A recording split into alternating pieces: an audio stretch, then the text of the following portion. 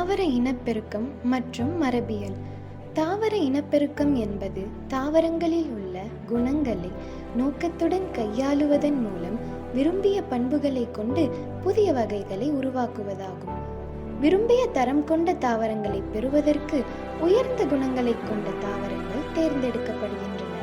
இம்முறை மேம்பட்ட மற்றும் விரும்பிய பண்புகளை கொண்ட தாவரங்களை உருவாக்குகிறது. தாவர இனப்பெருக்கம் என்பது மரபணு மாற்றங்கள் மூலம் மனிதர்களுக்கு மிகவும் பயனுள்ள தாவரங்களை உற்பத்தி செய்ய உதவுகிறது. பொருளாதார ரீதியாக அல்லது அழகியல் ரீதியாக விரும்பத்தக்கதாக இருக்கும் தாவரங்களை தேர்ந்தெடுப்பதன் மூலம் இது நிறைவேற்றப்படுகிறது. தாவர இனப்பெருக்கம் என்பது தாவரங்களில் விரும்பிய பண்புகளை உருவாக்குவதற்கான அறிவியல் மாற்றமாகும்.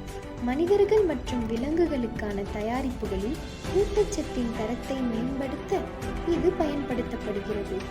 தாவர இனப்பெருக்கத்தின் குறிக்கோள்கள் என்பது பல்வேறு பயன்பாடுகளுக்கு தனித்துவமான மற்றும் உயர்ந்த பண்புகளை கொண்டுள்ள பயிர் வகைகளை உற்பத்தி செய்வதாகும்.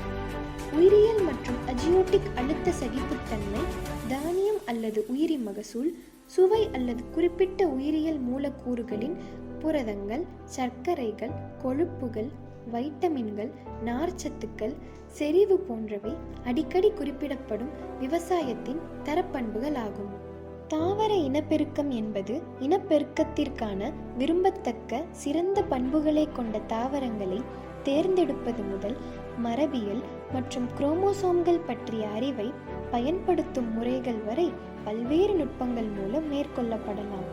ஒரு தாவரத்தில் உள்ள மரபணுக்கள் அத்தாவரங்கள் எவ்வகையான பண்புகளை கொண்டிருக்கும் என்பதை தீர்மானிக்கிறது.